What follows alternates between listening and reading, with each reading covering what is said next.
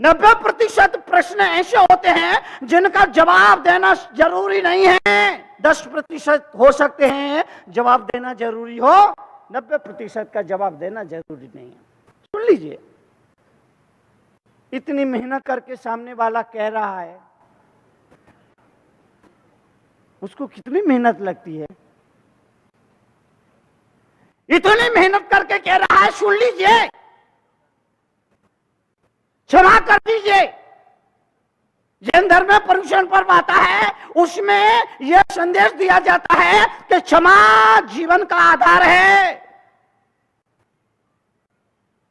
अपने दुश्मन को माफ कर सकते हो तो इससे बढ़कर और कुछ हो नहीं सकता।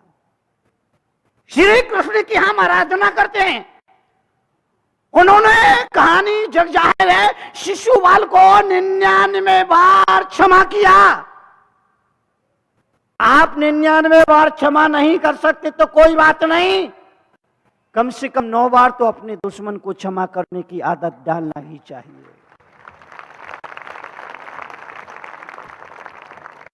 संख्या 9 ने संख्या 8 को एक थप्पड़ मारा। संख्या 9 नहीं, संख्या 9 ने संख्या 8 को एक थप्पड़ मारा। 8 ने कहा, भैया तुमने मुझे मारा क्यों? 9 बोला, मारा क्यों? अरे मैं तेरे से बड़ा हूं, मैं तेरे से बड़ा हूं, इसीलिए मुझे मारने का अधिकार है।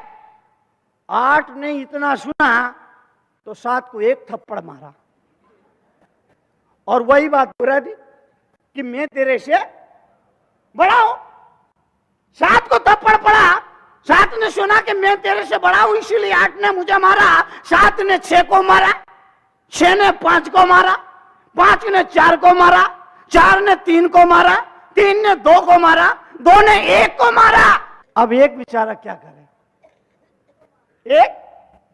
एक ने अपने नीचे देखा 0 था, उसकी हालत तो पहले से ही पतली हो रही थी। एक ने अपने नीचे देखा 0 था, अब एक किसको चांटा मारे?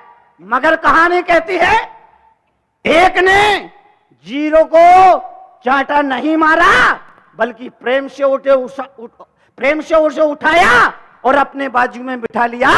और जैसे ही उसने प्रेम से 0 को बाजू में बिठाया, 1 की ताकत 10 गुनी ज्यादा हो गई। 10 गुनी ताकत बढ़ गई। अब जब वो 10 बन गया तो 9 तो बेचारा पसीना पसीना हो रहा था। 9, क्योंकि 9 ने ही कहा था 8 से मैं तेरे से बड़ा हूं, इसलिए मुझे हक है तेरे को चांटा मारने का। अब वो 1 बन गया था 10। 9 को देखो तो पसीना पसीना, तो 10 की ताकत 10 गुना फिर बढ़ गई।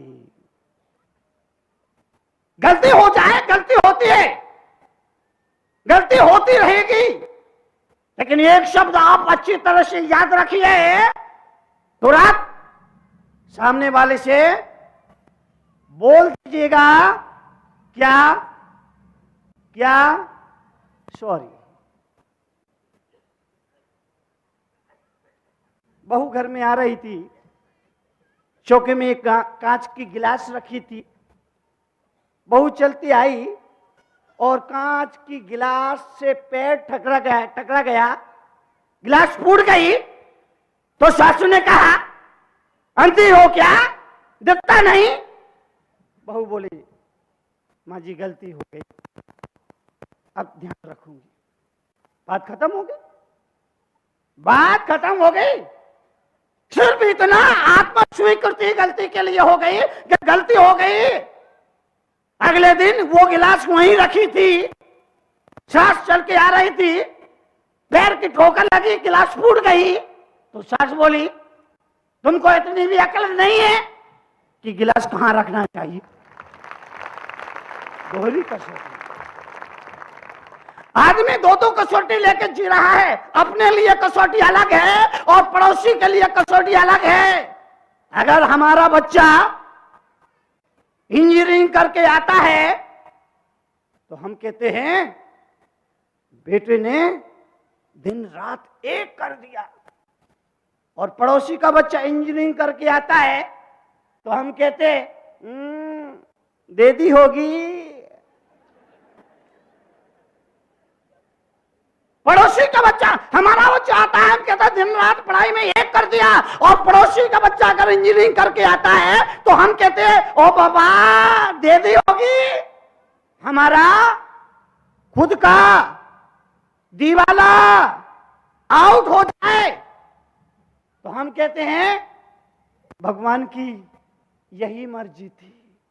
और पड़ोसी का दीवाला आउट हो जाए तो हम कहते पाप का गड़ा तो फूटना ही था। हमारा खुद का दिवाला आउट होता है, हम कहते हैं भगवान की यही मर्जी थी। और पड़ोसी का दिवाला आउट होता है तो हम कहते हैं भगवान पाप का गड़ा तो फूटने ही वाला था। मैं निवेदन करना चाहता हूं, आदमी दोहरी नीति जी रहा है। भगवान महावीर ने कहा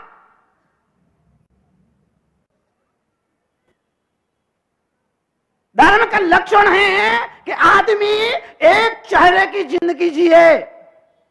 एक चेहरा, जो चेहरा मंदिर में हो वही चेहरा बाजार में हो, जो चेहरा दुकान पर हो वही चेहरा सत्संग में हो, तब तो ठीक है।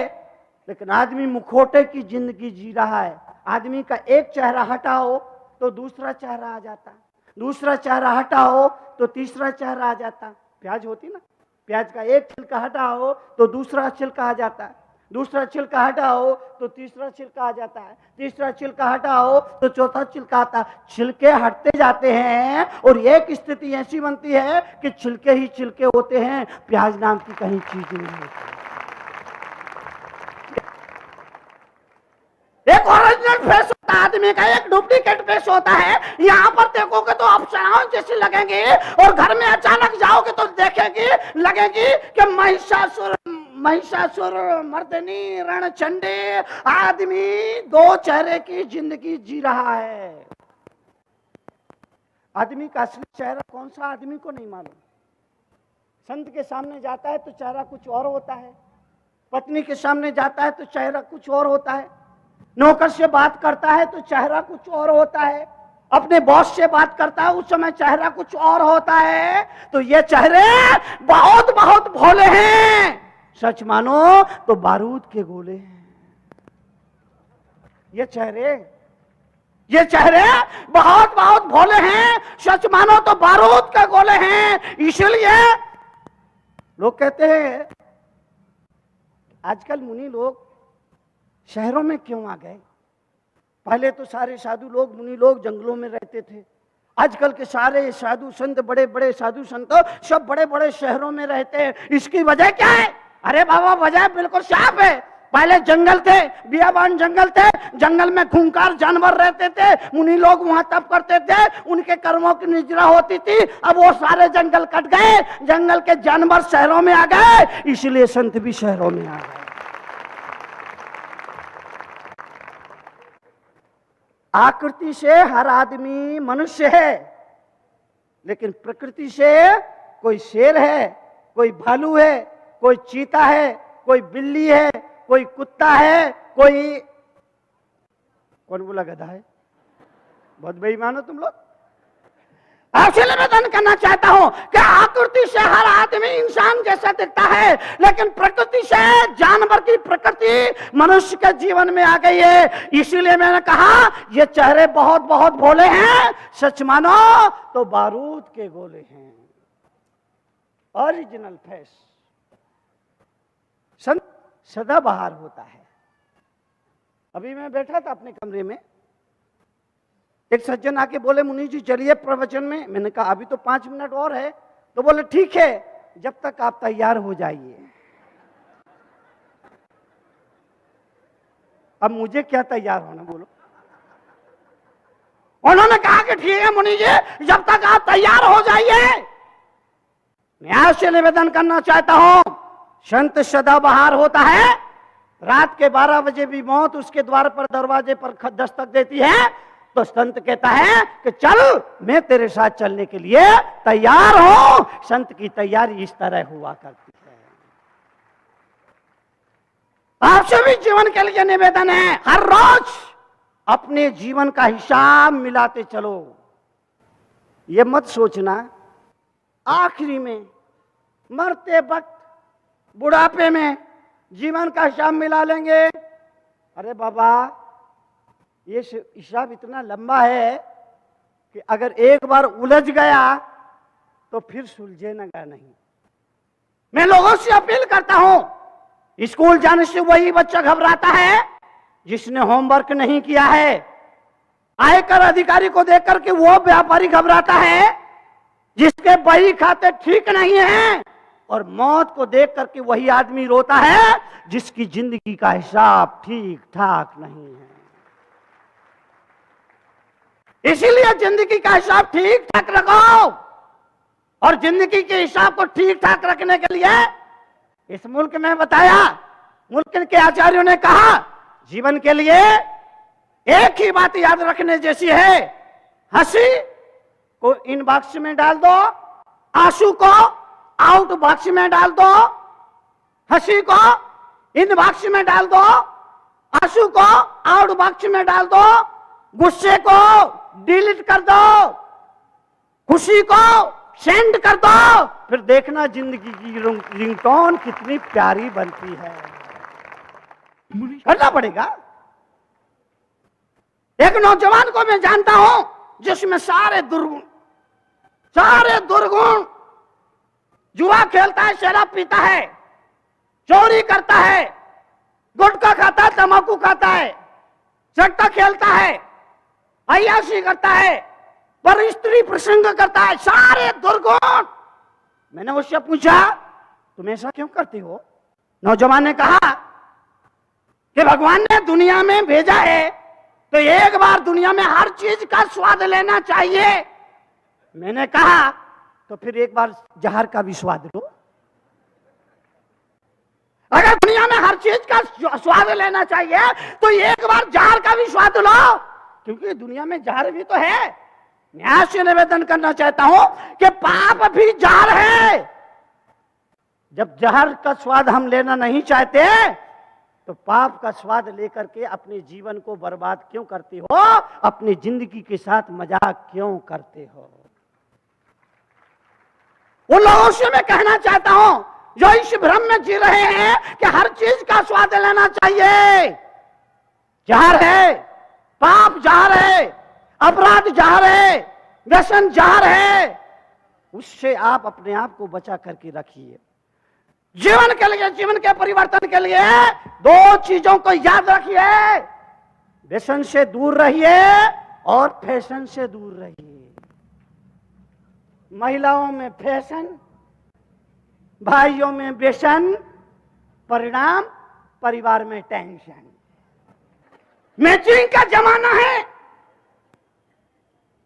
अगर एक साड़ी आ गई इन महिलाओं के पास तो फिर देखना 7 दिन तक बाजार के चक्कर लगाते रहेंगे।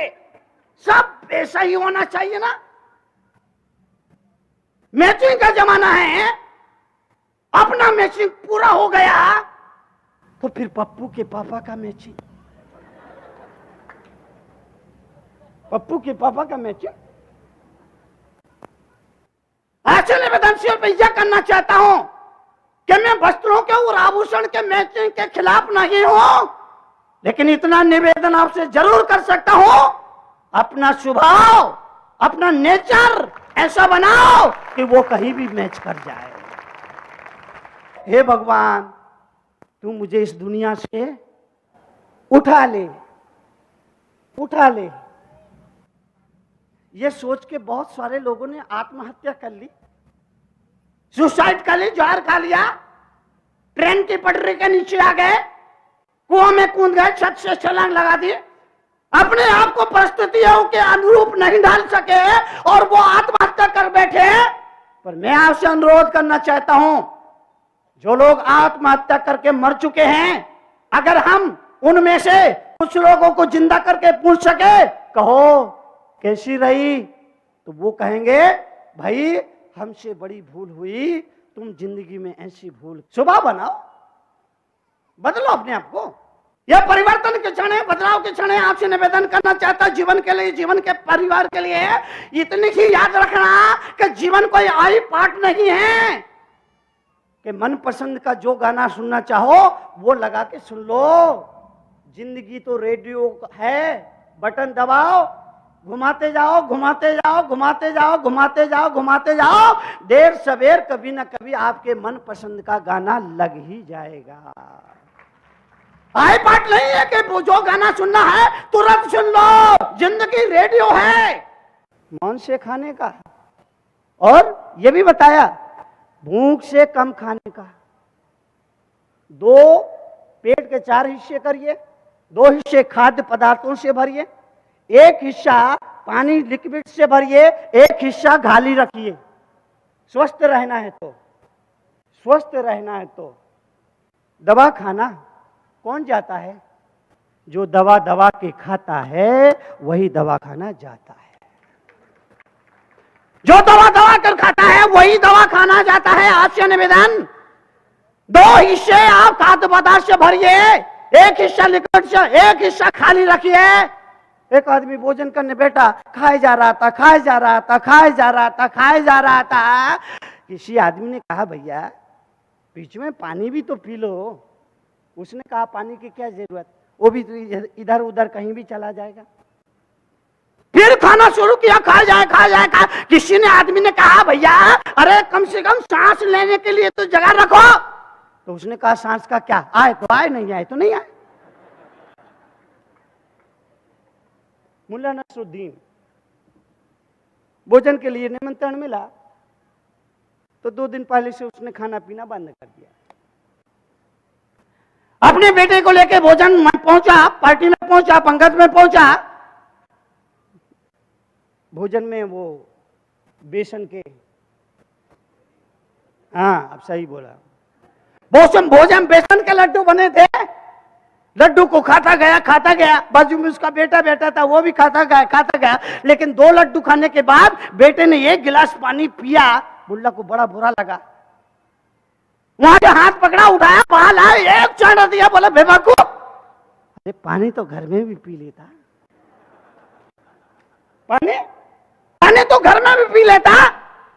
इतनी भी अकल नहीं है कि पानी की जगह 2 लड्डू और खा लेता तो कितना अच्छा रहता। तो उसने कहा दीदी दरअसल बात यह है कि वो बेसन के लड्डू थे, 2 लड्डू मैंने खाए, मेरे गले में चिपक गए, पानी पीने से ये फायदा हुआ कि मैं 2 लड्डू और खा गया। इतना सुनना था, फिर 1 चाटा दिया। बोले पिताजी अब क्यों मारा, क्यों मारा, तूने पहले मुझे क्यों नहीं बताया। निवेदन करना चाहता हूं, कब, कैसे खाना, कितना खाना,